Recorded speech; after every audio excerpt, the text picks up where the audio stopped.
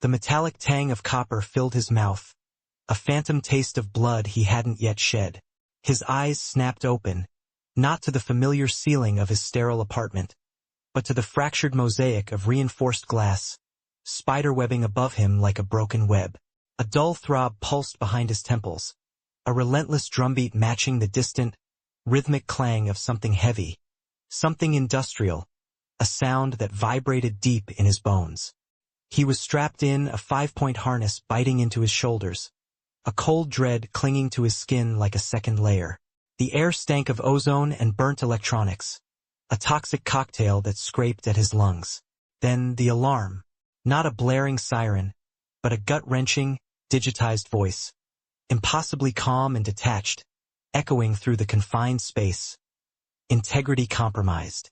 Containment failure imminent. Self-destruct sequence initiated. His breath hitched, a gasp trapped in his throat. Self-destruct? He thrashed, the straps holding him firm against the cold, unyielding seat, a desperate animal caught in a snare. Through the fractured glass, he saw it, not the city skyline, not even a sky, but churning darkness, a vast, alien ocean of static energy, pulsing with malevolent light. Below him, the entire structure hummed with an ominous vibration, growing in intensity, a prelude to annihilation. Panic, cold and sharp, clawed at his throat. He remembered fragments. A mission, a deep dive into the unknown, a promise he couldn't break. Now just this. The voice continued, a monotone herald of oblivion. Estimated time to catastrophic event, 3 minutes, 58 seconds. The number flashed on a display just beyond his reach, stark red against the dim, flickering light, a countdown to his end. This wasn't just a failure. It was an execution. And he was strapped to the fuse, with only his broken memory for company. The world outside her window dissolved into a blur, just like the remnants of her hope. Alara moved through the wreckage of her own, making shattered glass glinted on the floor, a stark testament to a trauma too raw to articulate. Every breath was a shard in her lungs.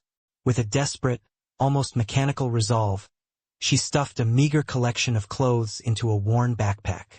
The flickering flame of a single candle cast long, dancing shadows, mimicking the chaotic flicker in her soul. Her gaze snagged on a crumpled note, discarded but accusatory, its unspoken words poisoning the air. This wasn't just about leaving. It was about escaping, about severing the last thread, holding her to a life that had become an unbearable weight. Tonight, everything ended one way or another. Her hand, hesitant and trembling, reached for the cold metal of the front door handle. This was it, the precipice. But just as her fingers brushed the steel, a sliver of crisp, stark white appeared beneath the gap, sliding silently across the worn wooden floor. An envelope. Her first instinct was a bitter scoff. Another taunt, another cruel joke to twist the knife. Her heart, already a bruised mess, braced for more pain. But as she knelt, the envelope felt strangely substantial, its edges sharp. The handwriting, simple and precise, addressed only to Alara, sparked a tiny, unwelcome flicker of curiosity in the dead space where her hope used to be. It wasn't accusatory, just present. With a newfound, unsettling urgency, Alara tore open the seal. Inside, a single typewritten sentence stared back, stark and absolute. Do not leave through the front door. Take the fire escape, now. A cruel prank, she thought, her lips forming a bitter sneer. Who would know? Who would care? The notion was absurd, a twisted joke designed to further torment her. She almost crumpled the paper, dismissing it as the final insult. But then, from somewhere deep below, a sound. Not a subtle creak, but a heavy, resonant crash, like something immensely solid giving way. Her breath hitched. Her heart, already a frantic drumbeat, began to pound with a terrifying, undeniable rhythm. The world outside her door exploded. Heavy, thunderous footsteps began to pound up the stairwell, growing louder with terrifying speed. Each thud resonated in her chest, a primal warning. Then, A sickening splintering crash as her apartment door, her supposed sanctuary, was violently kicked inward. Wood shrieked, hinges tore. There was no time to think, only to react. Adrenaline surged, burning through her veins. Alara didn't hesitate. She spun. A primal scream caught in her throat, and sprinted towards the window, tearing it open. She flung herself onto the rusting iron of the fire escape, barely clearing the threshold as a monstrous, shadowy figure burst into her now empty room, its menacing form filling the doorway. Gasping, Alara hauled herself onto the grimy, gravel-strewn rooftop, her limbs aching, her lungs burning. She scrambled away from the edge, pressing herself against a cool, damp wall, the chilling reality of her escape slamming into her. Below, the street was a kaleidoscope of flashing red and blue lights, police sirens wailing a mournful, urgent chorus. Her apartment building, now a scene of chaotic activity, felt miles away, yet terrifyingly close. She clutched the crumpled letter in her trembling hand, its stark words a chilling prophecy fulfilled. It had saved her. This impossible, anonymous warning had ripped her from the jaws of a violent, immediate danger. Relief warred with a gut-wrenching terror, and a profound, dizzying confusion. Who sent this? And why? The next morning, Alara crept back, drawn by an irresistible, morbid curiosity. Her apartment was a scene of controlled chaos. Drawers ripped open, furniture overturned, cushions strewn across the floor. Yet, her few meager valuables, the old locket, the small amount of cash she'd painstakingly saved, remained untouched, casually discarded amidst the wreckage. The intruder hadn't been after possessions. This attack was meticulously personal. A chill snaked down her spine. As she surveyed the damage, her eyes caught on something subtle, almost imperceptible. A faint, etched mark on the doorframe. A symbol she didn't recognize, barely visible beneath a layer of dust. It was a signature, a quiet declaration. A breadcrumb in a terrifying, unseen game. Days bled into a strange, new routine. Every night, without fail, another crisp, white envelope would appear under her door. Sometimes a simple warning, other times a precise instruction. At first, Alara followed them with trepidation, a lingering fear of pranks warring with the stark memory of the fire escape. But slowly, inevitably, a cautious trust began to bloom. The letters subtly altered her trajectory, guiding her away from the broken steps she would have tripped on, prompting her to bring an umbrella just before an unexpected downpour, even leading her to a forgotten library book that held an answer she desperately needed for a school assignment. Each small, averted misfortune, each unexpected help, solidified the silent, undeniable presence of her anonymous protector. The latest letter had been concise, chillingly specific. Avoid locker 27 after practice. Alara, no longer questioning, simply obeyed. After her gym class, she walked past her assigned locker, a prickle of unease her only guide. Instead, she ducked into the shadows of a less-used corridor, peering through a small gap in a row of lockers. Moments later, Jason, her tormentor, swaggered down the hall. He furtively approached locker 27, fumbling with a small, clear bag. His face twisted into a sneer as he tried to jam the bag inside, only to find the lock unexpectedly stiff, the locker already switched. Frustration bloomed on his face. The letter hadn't just saved her from physical harm. It had shielded her from a meticulously cruel setup, solidifying the letter's reach and power far beyond the shadows of her apartment. The anonymity of the letters, once a comfort, now gnawed at Alara. Was she a puppet, dancing to an unseen master's tune? Or was this guardian angel truly benevolent? Desperation ignited a new resolve. She had to know. As night bled into midnight, her room transformed into a crude surveillance station.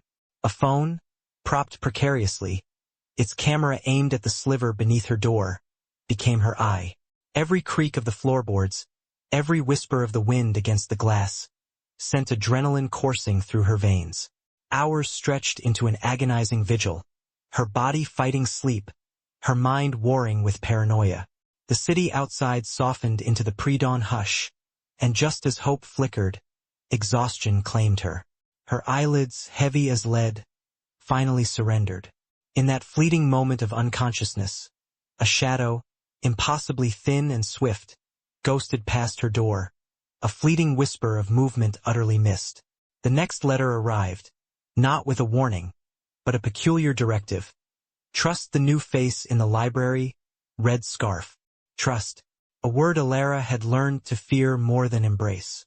Yet the memory of her apartment's shattered door, the imminent danger averted, held more weight than her ingrained cynicism. Her footsteps echoed with a nervous energy through the hushed labyrinth of the library stacks. Her eyes, sharp and scanning, locked onto a splash of vibrant crimson, a red scarf, draped loosely around the neck of a stranger sketching intently. Sam. He looked up, a soft, inviting smile replacing the furrowed brow of concentration.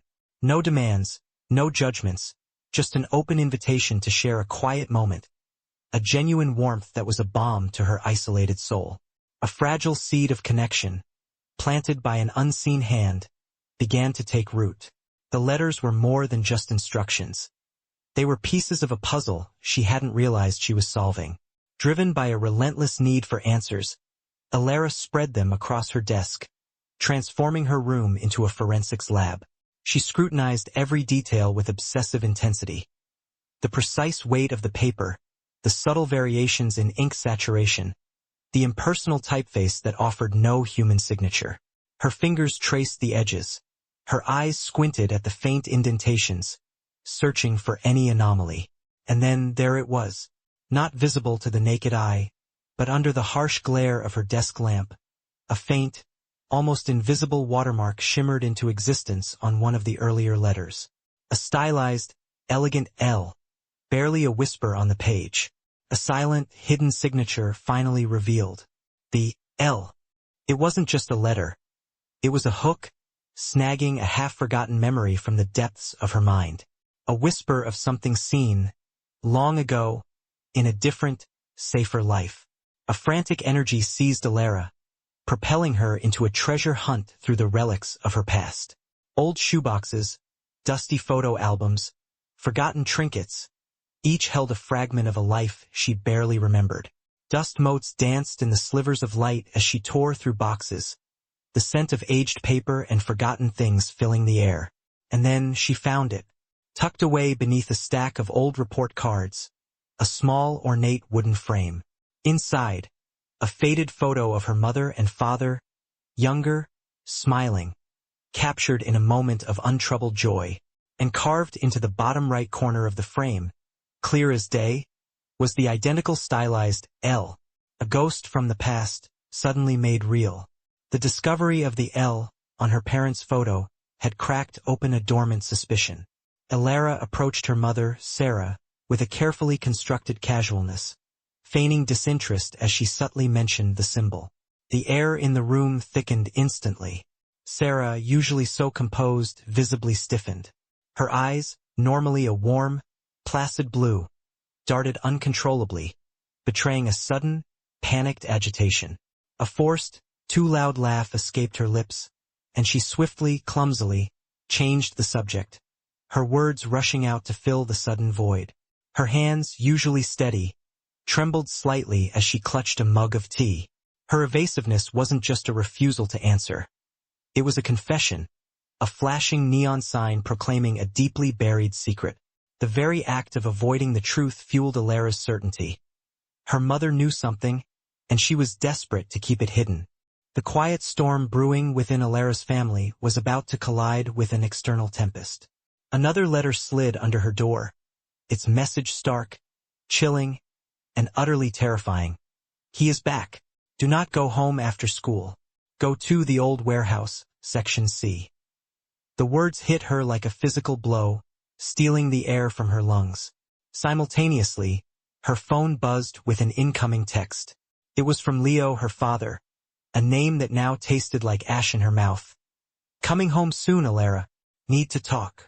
Two converging threats, one from a known, menacing entity, the other a chilling promise from a man she was rapidly learning to fear. The anonymous letter, once a mysterious lifeline, was now a desperate command, pushing her into an unknown, dangerous future. The stakes had never been higher, the ground beneath her never more treacherous.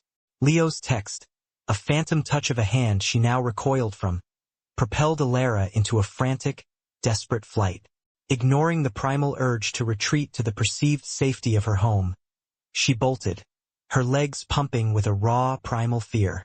The city, usually a backdrop of mundane routine, transformed into a hostile, speeding blur. Familiar landmarks, the corner store, the old oak tree, now loomed like sinister sentinels, watching her race against an invisible clock. Every shadow seemed to lengthen. Every distant siren felt like an imminent threat. The letter, her cryptic savior, was her only compass, guiding her through this terrifying urban labyrinth. It was a race not just against time, but against a creeping dread that whispered of traps, betrayals, and the terrifying unknown waiting at the end of her desperate dash. Her breath ragged, her heart a drumbeat of pure adrenaline. Gasping for air, lungs burning, Alara finally stumbled into the desolate expanse of the old warehouse district. Its rusted corrugated iron walls and broken windows offered little comfort, but a strange sense of relief washed over her. From her hidden vantage point, she could just make out her apartment building in the distance. And there, pacing impatiently outside her door, was a figure unmistakable. Leo. He was there, waiting, a predator denied his prey. The letter had been brutally precise, saving her from a direct, horrifying confrontation. But the relief was short-lived. From within the cavernous silence of the warehouse, a new sound emerged, muffled voices, indistinct but undeniably present. The trap may have been avoided at home, but had she simply run from one snare into another, far more insidious one? The cold truth settled in. Her flight had not ended the danger, only redirected it. The chill of the warehouse floor seeped into my bones, but it was the icy dread in my stomach that truly froze me. Through a jagged crack in the aged wood, I saw them. My mother, Sarah, her back ramrod straight, facing a figure shrouded in the factory's perpetual gloom. Leo. His name, a whispered terror from my earliest memories, now a solid, menacing presence. Their voices were hushed, sharp fragments of anger and desperation. I watched, my breath caught in my throat, as Mom's fierce demeanor twisted into a mask of pure, unadulterated protection. Her hand gestured wildly, defensively, as if shielding an invisible child. It was undeniable. The letters, the warnings, her secretive anxiety. It was all connected to him. She wasn't just hiding something. She was fighting for me. For us, in a war I didn't even know was still raging. The dam broke. The carefully constructed wall of silence, of half-truths and unspoken fears, shattered into a million pieces. I burst into the dimly lit cavern of the warehouse, my voice raw, echoing the tremors in my soul. Mom! What is going on? The sudden intrusion ripped through their hushed tension. Sarah whirled, her face a canvas of shock and fear. Leo, a predator disturbed, slowly turned, his features solidifying from shadow into a chillingly familiar face. A face from nightmares. The truth, brutal and swift, spilled out. Leo was my father, the monster Mom had fled, the one she'd been protecting me from with every cryptic letter, every desperate instruction. He had returned, a ghost from the past, intent on reclaiming what he believed was his. The letters weren't just warnings. They were a desperate thread, guiding me not just from danger, but towards this very moment, towards exposing him. The air crackled, thick with his fury. Leo's face contorted, a mask of pure, unadulterated rage twisting his features into something monstrous. He lunged, not quite reaching us, but the intent was clear, sharp as a blade. You defy me? After all this time, you still defy me? His voice, a guttural snarl, boomed through the cavernous space. He wasn't just threatening, he was claiming. He spoke of reclaiming what was his, of punishing our insolence, of making us pay for defying his twisted sense of ownership. Sarah instinctively pushed me behind her, a primal shield against the oncoming storm, her own fear warring with an unyielding maternal defiance. This wasn't just a confrontation. It was a deadly trap, sprung from the darkest corners of our past, with escape now the only option. As Leo's rage threatened to consume us, a flicker of clarity pierced through my terror. A memory, sharp and sudden, surfaced from one of the letters. Use your strengths. Observe. Create. My eyes, usually scanning for beauty, now frantically catalogued the derelict landscape around us. My gaze swept across the skeletal remains of old machinery, rusted gears, disused pulleys hanging like forgotten gallows, tangles of rope snaking through the grime. The chaos of Leo's outburst provided a crucial, fleeting distraction. My artistic eye, trained to see patterns and possibilities in the mundane, began to connect the dots. A discarded pipe, a frayed rope, a precarious stack of metal crates. They weren't just junk. They were components. They were my canvas. They were a potential trap, a desperate gamble for survival, whispered into existence by a mother's foresight. A silent understanding passed between us, while Sarah, with a courage I hadn't known she possessed, drew Leo's furious attention. Feigning fear and backing away, my hands flew into action. Trembling but precise, they moved with an urgent, almost desperate efficiency. My fingers, usually delicate with a paintbrush, now wrestled with rough, stiff rope. I anchored one end to a heavy, immovable pillar, my knuckles scraping against the cold metal. The other end, I swiftly tied to a loose piece of corrugated metal, barely noticeable against the debris-strewn floor. This wasn't pretty. It was survival. Every knot, every tug of the rope, was a prayer, a desperate hope. The makeshift tripwire, practically invisible in the gloom, was our only chance, a fragile thread woven between life and death. Sarah's voice, laced with feigned surrender, echoed through the cavern. "Leo, please, just let us go." She backed away slowly, drawing him deeper into the labyrinth of forgotten machinery, her eyes subtly flicking towards my hidden trap. Leo, oblivious in his bloodlust, stalked her, a cruel, triumphant smirk stretching across his face. He savored the chase, the illusion of power, his words dripping with venom and victory. Each step he took brought him closer to the invisible line, closer to the precipice of our desperate plan. The air grew thick with a terrible, silent anticipation. My heart hammered against my ribs, a frantic drumbeat counting down to disaster or salvation. The tension was a palpable thing, a suffocating blanket woven from fear and the fragile hope of a mother's courage. Then a crunch. A guttural cry of surprise and pain ripped from Leo's throat as his foot caught the taut wire. It wasn't just a stumble. It was a trigger. The makeshift structure I'd cobbled together shuddered, then gave way. With a terrifying groan of stressed metal and the screech of old chains, a cascade of forgotten debris, rusty pipes, twisted girders, loose panels rained down. Dust exploded, momentarily shrouding the scene in a choking, blinding cloud. Leo bellowed, disoriented, partially trapped beneath the sudden avalanche. This was our window. This was our chance. Without a moment's hesitation, Sarah grabbed my hand, her grip fiercely reassuring, and we lunged for the distant, dimly perceived exit, propelled by a desperate, life-or-death surge of adrenaline. The reprieve was fleeting, a gasp of air before plunging back under. His roars echoed behind us, a primal sound of vengeance and relentless pursuit. Leo, bruised but unyielding, was on our heels. We didn't run. We flew, a blur of desperate motion through the labyrinthine corridors of the derelict factory. Every turn, every narrow passage, every crumbling staircase became an obstacle, a chance to gain a precious second. Our knowledge of the old building, of its forgotten shortcuts and hidden nooks, became our only weapon. We scrambled over rusted machinery, slid under fallen beams, our lungs burning, muscles screaming. The air was thick with the scent of decay and the thrum of pure, unadulterated terror. He was a shadow, an unstoppable force, a ghost of the past determined to claim its due. The walls closed in, a suffocating embrace of rust and decay, each shadow stretching longer, each distant creak a phantom of the danger that pursued her.